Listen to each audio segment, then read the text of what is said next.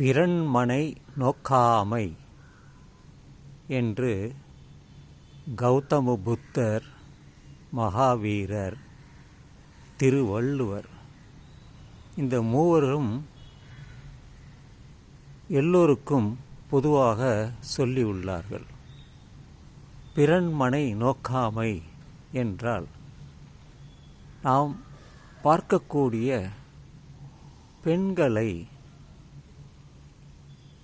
வேறு விதமாக இச்சையோடு அவர்களை பார்க்கக்கூடாது. அப்படி பார்க்கிறவர்கள்தான் காமத்தினால் கட்டுண்டு பல தவறுகளை அவர்கள் செய்கின்றனர்.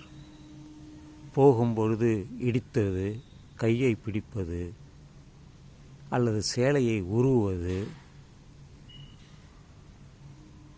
இப்படி பல தொந்தரவுகளை பெண்களுக்கு அன்றாடம்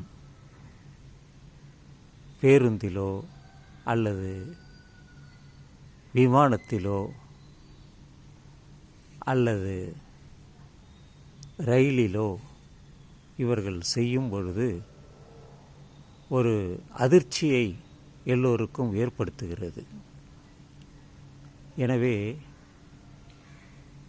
நம் மனைவி, நம் பிள்ளைகள் எப்படி நாம் மரியாதையுடன் நடந்து கொள்கிறோமோ அதுபோலவே பிறன் மனையை, மற்றவர்களை, அது ஆணாக இருந்தாலும் பெண்ணாக இருந்தாலும் எதுவாக இருந்தாலும் சரி, அதை நாம் பார்ப்பது தவறில்லை.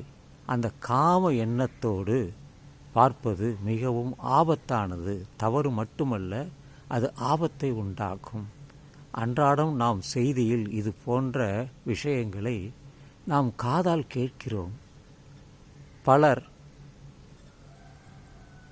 பாதிக்கப்படுகிறார்கள், சிறைக்குள் அடைக்கப்படுகிறார்கள்.